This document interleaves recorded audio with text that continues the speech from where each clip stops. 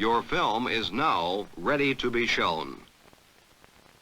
Genetic control, 20% probability. 0, 1, yes, here's the unlikely event that became true, and I just run through the others the same way. This is not a crap game. It's a serious game at the University of Pittsburgh about the year 2001.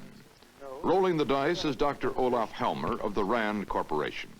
With Theodore Gordon, he is conducting a simulation exercise. A panel of experts has studied a list of possible 21st century developments, from personality-controlled drugs to household robots. They have estimated the numerical probability of each, from 0 to 100%. The 20-sided dice are then rolled to simulate these probabilities, a use of random numbers known as the Monte Carlo technique, and often used in think tank games. All of this is highly speculative, but the game serves a useful function. It encourages talented people to think about the future, the current fascination of a new intellectual breed, the futurists. So we wind up with a world which has the following features. We have fertility control, 100-year lifespan, controlled thermonuclear power, continued automation, genetic control, man-machine symbiosis, household robots, wideband communications, opinion control, and continued urbanization. A 71-year-old futurist who has been called the citizen of the 21st century, architect-engineer R. Buckminster Fuller. We ourselves consist physically of atoms, and we know that all the atoms have their frequencies. It is theoretically possible to pick up all of our frequencies and actually send us by radio. You mean we'll be able to transmit ourselves somewhere else? Yes. To be reconstituted in some distant place? Yeah.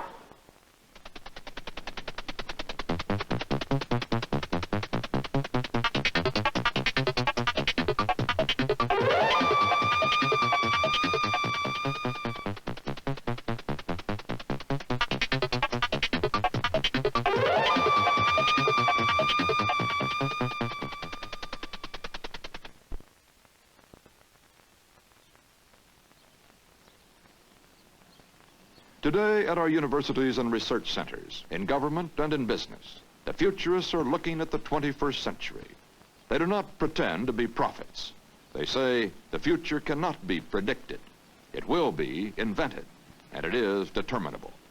People can determine the future if they understand and then decide on the choices open to them.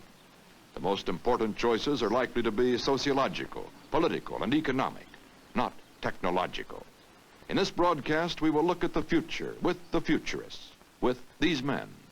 Sir Peter Bryan Medawar is a Nobel Prize-winning zoologist. Dennis Gabor is a physicist at the Imperial College of Science and Technology, London, and author of Inventing the Future. Daniel Bell is chairman of the Sociology Department, Columbia University, and head of the Commission for the Year 2000. Walter Sullivan is science editor of the New York Times. Gerard Peel is editor and publisher of the magazine Scientific American. Lord Ritchie Calder is a science writer and professor of international relations, Edinburgh University. Herman Kahn is director of the Hudson Institute and author of On Thermonuclear War. Isaac Asimov is a science and science fiction writer and professor of biochemistry, Boston University. Harrison Brown is professor of geochemistry, California Institute of Technology, and author of The Challenge of Man's Future. Bertrand de Juvenal is a French economist and journalist and director of the future-oriented group, The Futurables. If I were offered to spend a day in the year 2000 and see how things are then, I said see how things are to be, I would hate it. Because I don't want to know how things are to be. I want to exert action as long as I live so that the sort of things which should, in my opinion, be, have more chances of being. If they're all set, it doesn't interest me anymore to see the year 2000, it interests me to see the year 1000. The merit of the future is that it is not set. The merit of the future is that it is the area in which we can exert our will, exert our efforts, and try to validate our values. That is the merit of the future. Some people talk about predicting the future as if the future was going to unfold itself independently of our own wishes and desires. Now, I think one can take it as one of the great lessons of modern science or modern technology that anything that is in principle possible will be done if people want to do it enough. So when one asks what is going to happen in the 21st century, what one really wants to ask is, what do we want to happen in the 21st century? I'm myself a physical inventor, a passionate inventor, and I'm very well aware that I'm one of the probably last generation of physical inventors. Of course, we still need inventions, but we don't need very much in terms of physics. Biological inventions we still need. Cancer is still something we must get rid of. But after that, what is important, the creative minority must put their mind on human happiness, on the study of psychology and of sociology. If it were up to me, I wouldn't let a single first-class talent go any more into physics or chemistry. Where would you put them? Into psychology. If I can be perhaps overly large about it, I would say we're becoming an intellectual society. Not that everybody's going to be an intellectual. This is a business civilization today. Most people are not businessmen, but the basic values of the society have been in terms of business. The basic rewards go to business. And I think in the same way, the basic institutions of the new society will be intellectual institutions, in that the scientists, engineers, mathematicians, economists will be the new men of the society. And I think it's true for one very important reason. It's not that we have more knowledge, which we do. There's a change in the character of the knowledge. This, I think, is the most important thing. And it's a change in the character of the knowledge in this respect that, by and large, the most important knowledge today is theoretical knowledge. This is where it seems to me the intellectual institutions, and particularly the university, becomes important. Mr. Bell, most of us are inclined to think pretty much in the 21st century in terms of the gadgets we're going to have, the push-button life we're going to lead. Is that the way we ought to be looking at the next century? Well, it's a very entrancing way of doing it, surely. But I'm not sure it really helps very much. I think so much of the discussions I've read about the future get concentrated on the new kinds of things that men will be able to do. It sort of feeds the kind of Batman or Superman kind of instincts some of us have, you know, in terms of being omnipotent in this particular way. Now, 35 years ago, one of the things which entranced people completely was the idea of fractional horsepower. And if you read the technological journals, the idea was everybody's lives can be transformed with fractional horsepower, small motors. Now, it's true to some extent they help, because with fractional horsepower, you begin to get electric carving knives, you begin to get electric toothbrushes, but I won't say that these have necessarily transformed our lives in a very meaningful way. So I'm not sure that gadgetry is the best way of looking at the future. I would say, perhaps this reflects my own bent as a sociologist, to try to look at structural changes in society, which is why I come back to things like changes in pattern of occupation, changes in the sector distribution of an economy, changes in the character of knowledge, as overall determinative of the kinds of jobs and lives people will have. Or what do you think will be the major scientific breakthroughs in the next 34 years before the turn of the century? Well, of course, there may be some fundamental breakthroughs in knowledge. Knowledge of the nature of the universe, you know, resolving these problems as to the nature of the universe, whether it's an eternal, ever-expanding universe or an oscillating, expanding and contracting kind of a universe, things of tremendous philosophical interest, but perhaps of more remote practical importance. Another one of these would relate to the nature of matter. Here we've been groping towards an understanding of the nature of matter, and it looked very simple a generation ago. Now it's gotten terribly complicated with all of the many different little bits of matter that you can produce in an atom smasher. But obviously behind all of this there's some system, there's some pattern, and perhaps we'll get this.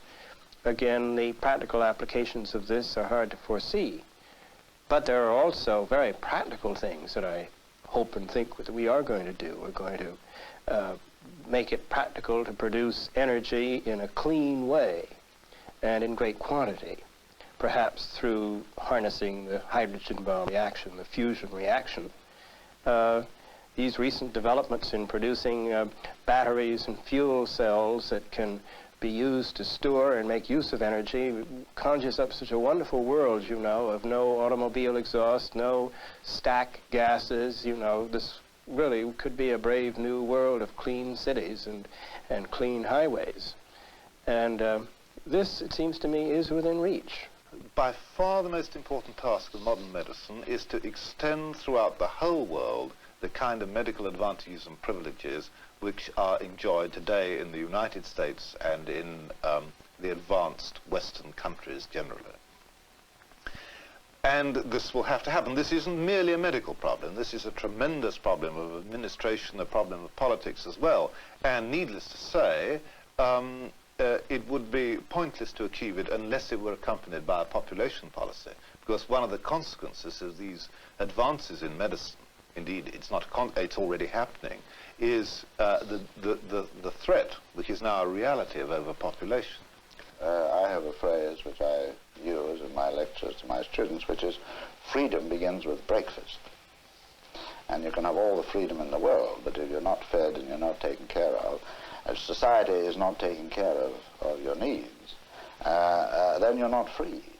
The liberated slave dies in the ditch, you know, of hunger. And therefore we've got to come to terms with what, in fact, are the basic requirements of this vast population we're going to have. And on that world scale of population, not just pockets of hunger, but really beginning to look at this problem as a potential catastrophe of mankind. The population explosion is just, to me, as serious as the atomic explosion. The number one human problem I would name is the problem with which 2/3 of mankind goes to bed every night, and that's the problem, when do we eat? The feeding of mankind, the feeding of the poor, the clothing of them, the housing of them, means the industrial revolution of the underdeveloped countries of the world. So how is that revolution going to be managed humanely?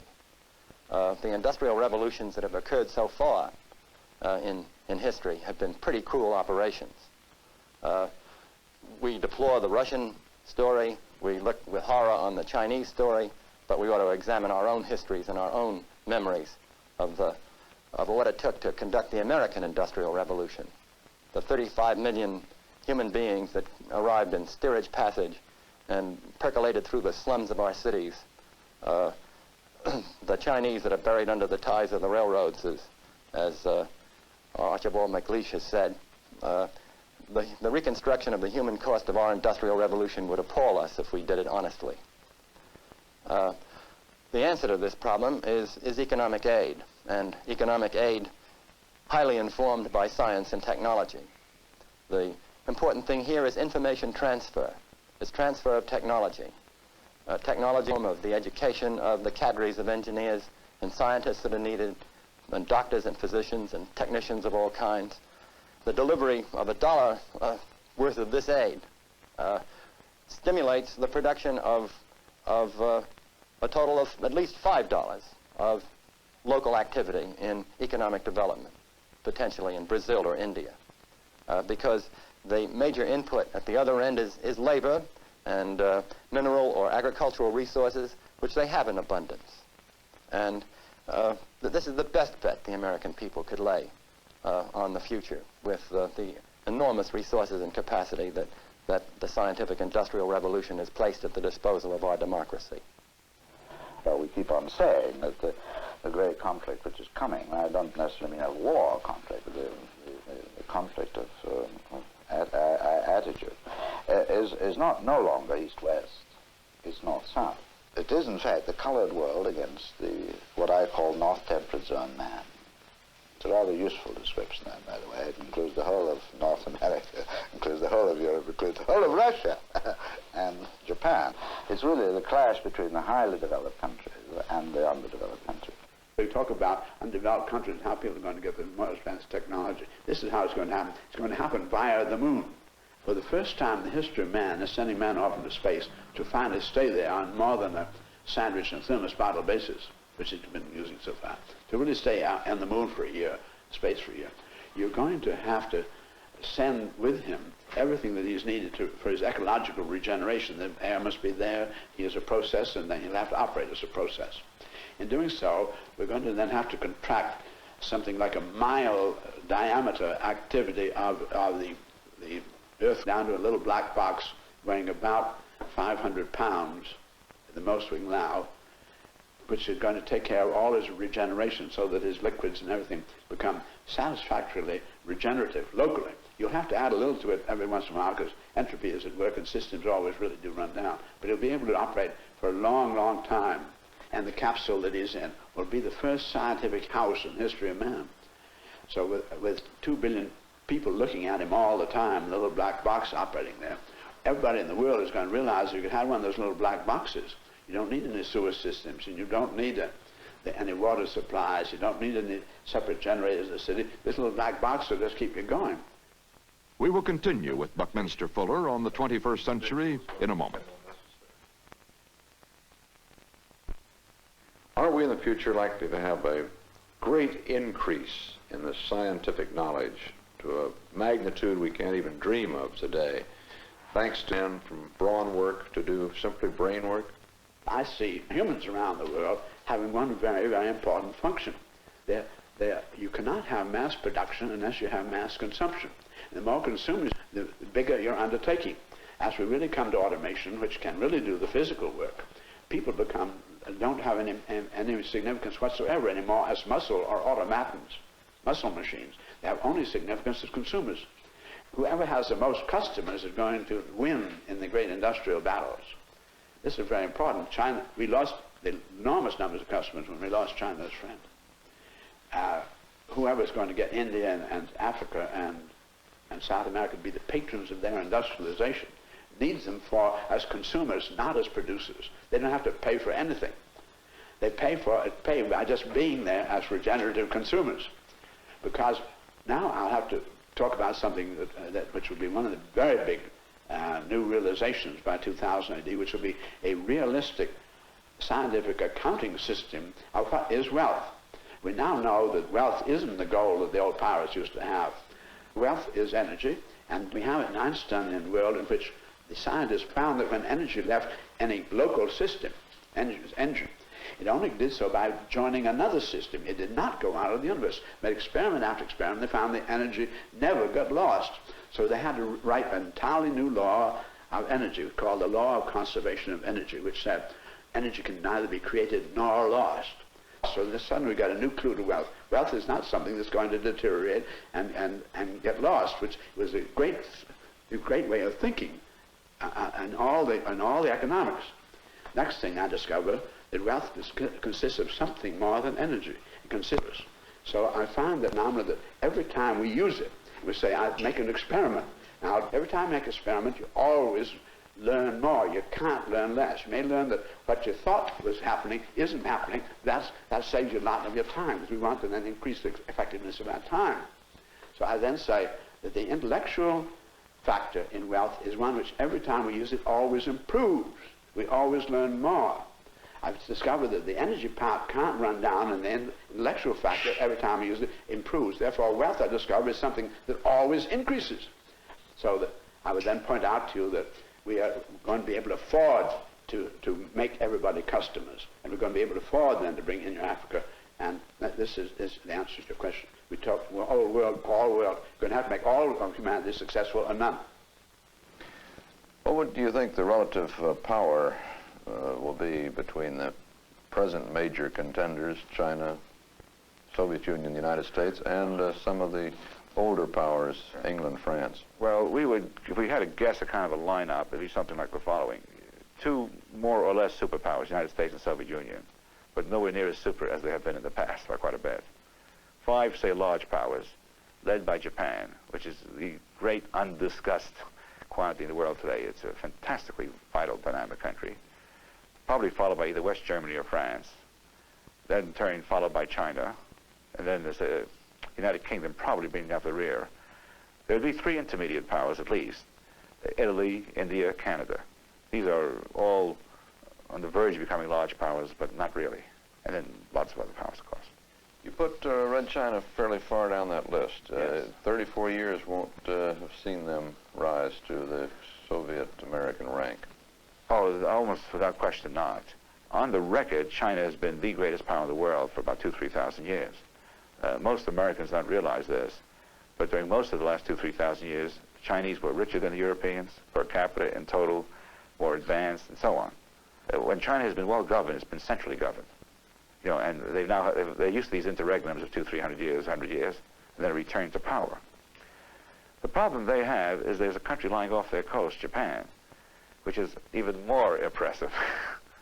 If you took Japan away, I think China would end up as the third largest power. They're competing with Japan, and that, as we learned 20 years ago, is quite difficult. Japan is a country which is currently doubling its gross national product every 7 or 8 years. Nothing has grown that rapidly in the history of the world. Furthermore, if you study the Japanese national character, Japanese mores, Japanese government, Japanese technologies, Japanese decision-making, you more or less conclude there's a good chance this process will continue for the end of the century. We are now in a world in which no place on Earth is more than a few hours from any other place, where no one on Earth really need be ignorant of what is happening anywhere else on Earth, so that we have the physical capacity to be a truly single world. What is needed now is what is needed now is getting rid of our habits of thought that date back to the time when every little valley on Earth was far removed from every neighboring valley, when every little city was a separate little world. And this is difficult to do. It may represent, in fact, the greatest problem facing humanity a century from now, when we have all the capacity to conduct our affairs as a reasonable unit. This is not to mean that we're all going to be the same, we're all going to conform. Nobody can have regional differences, not at all. We face a number of common dangers. We can defeat those dangers only by common action, and we must learn how to take that common action. We have the physical capacity to do so. We need the heart to do so. How one can tame the human heart is beyond me, except that I think that we have two alternatives. By a century from now, the human heart will be tamed to the extent of facing the problems of the world sufficiently together so as not to kick each other while doing so, or else we will have destroyed ourselves sufficiently so that this entire discussion here means nothing. I am just as convinced as can be that man today has much more power than he realizes. I am convinced that man has it within his power today to create a world in which people the world over can lead free and abundant and even creative lives.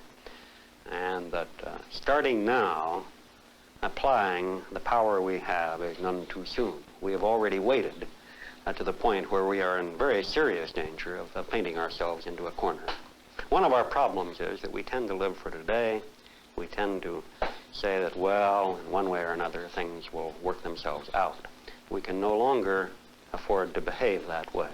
We must take a long-range view of man and his problems, and we must attempt to the best of our ability to look into the future, to ask where we are heading, and if we don't like where we're heading, then to start now to do something about it. It's purely a question of putting that power to work, putting it to work energetically enough. And here is where my fears really lie. I fear that we won't recognize soon enough that we do have this power, and once recognizing it, that we will put it to work rapidly enough. But I am convinced that this can happen. I am convinced that we can create a world which will pale the golden age of Pericles into nothingness.